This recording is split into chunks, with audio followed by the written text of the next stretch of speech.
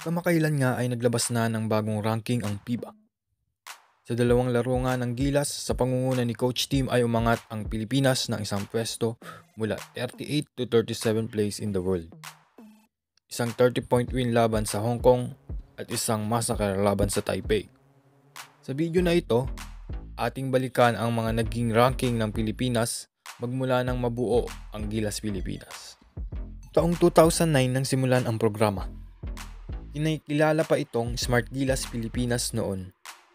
Ngunit dahil sa mga kontrobersya, ito ay pinalitan ng Gilas Pilipinas. Ang kauna-unahang coach na humawak dito ay si Coach Raiko Toroman. Ito ay binubuo ng mga collegiate player at ilang PBA player sa pangunguna ng naturalized player na si Kuya Marcus Dautit. Despite fielding a younger team, Coach Raiko managed to place 4th in the FIBA Asia Championship 2011 at nung panahon nga na yon, mula sa pagiging rank 53 ay napababa ni Coach Raiko ang Pilipinas sa rank 45 in the world.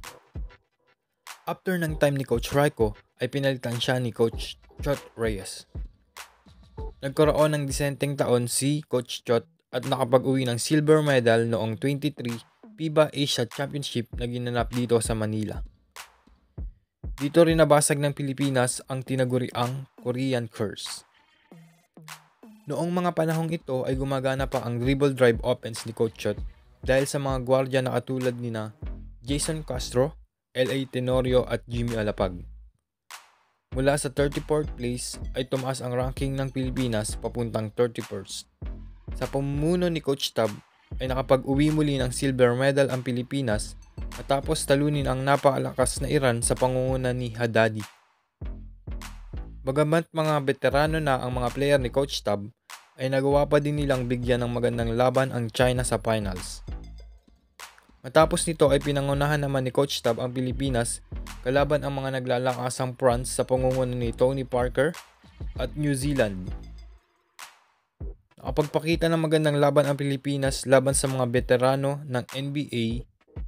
Mula sa 31st place ay tumaas ang ranggo ng Pilipinas sa ka-27th place. Kasunod nito ay bigla na namang inappoint ng SBP si Chot Reyes bilang head coach ng national team.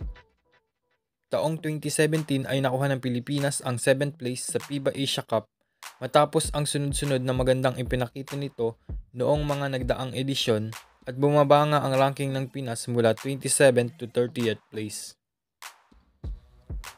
2018 nang italaga si Coach Yang Yao bilang head coach at walang naipanalo ang national team sa World Cup na may 0-5 kartada. Mula 30th ay bumaba na ang ranking ng Pilipinas sa 31st place. 2019 hanggang 2022 nang magpapalit-palit ng coach ang Pilipinas. Kasama na din sa span na yan ang matalo ang Pilipinas sa Indonesia sa gold medal game ng SEA Games at natalo ng Cambodia sa kauna-unahang pagkakataon. Sa span din na yan ay bumaba ang ranking ng Pilipinas mula 31st hanggang 41st sa buong mundo. Tumaas namang itong muli mula 41st hanggang 38th place matapos talunin ng China sa pangunguna ni Jordan Clarkson. 2024 nang tanggapin ni Coach Tim Cone ang head coaching job ng national team matapos nitong pangunahan ang Pilipinas sa isang gold medal finish sa Asian Games kalaban ang malakas na Jordan noong 2023.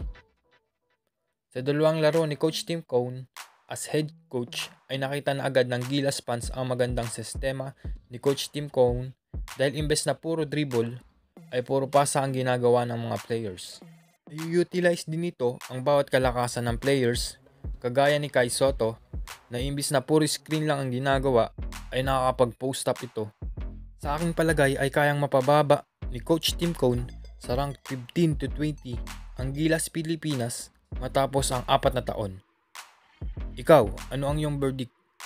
I-comment na sa ating comment section at yan ay aking babasahin. Thanks for watching. Peace.